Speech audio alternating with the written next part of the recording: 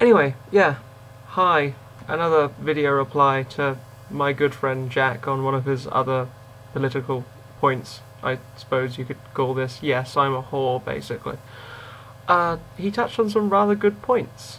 Quoting from my favourite movie ever, V for Vendetta, people shouldn't be afraid of their governments should be afraid of their people. If we're doing peaceful things the government can just ignore, they will ignore us. Though at first you may not condone people smashing windows, oh, they're doing stuff that breaks the law. Well, that's the only way we're ever really going to get noticed in this world. In a legal standpoint, if we're trying to affect the law, it's best we do something that brings them into the picture. Though I myself went, and I can honestly say I didn't break any windows. I had a nice placard over there, had my protest gear on, holding a sign saying, "Have you been missold alone in the past 6 months? Epic fail, smiley face." Because that's just how I protest.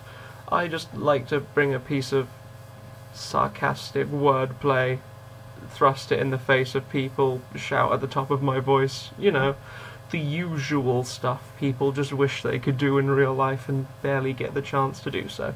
So when I do, you know, gotta lose your voice, have some fun with it. But yeah, I have to say, when I was there and I heard people had broken the windows, the first thing that came to my mind was, ooh, bloody ruffians. Probably just vigilantes, not even here for the protests, that only come to cause trouble. But then the more I thought about it, the more it came to my head, maybe that's just their way of protesting. I mean, yes, they're doing it outside of the law, breaking into the headquarters of the Conservative Party, and yes, their actions weren't condoned by any known student union group. Most people just tutted and turned away from it, but those people who broke into the tower certainly got our point across. There were 50,000 people protesting, at least, right?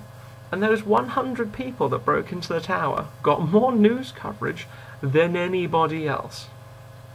These 100 people, they broke a few windows, they disturbed a few people's lives for one day, and they got more coverage than 49,900 other people that had whole roads cordoned off, spent a day circling London, and had a massive speech straight outside Parliament summing up the thoughts of every student there.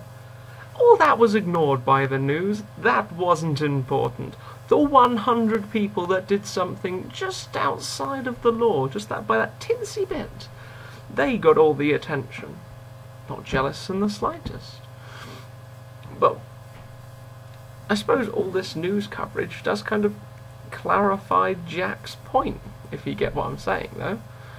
They certainly got our point across one way or another, if not with words, with actions.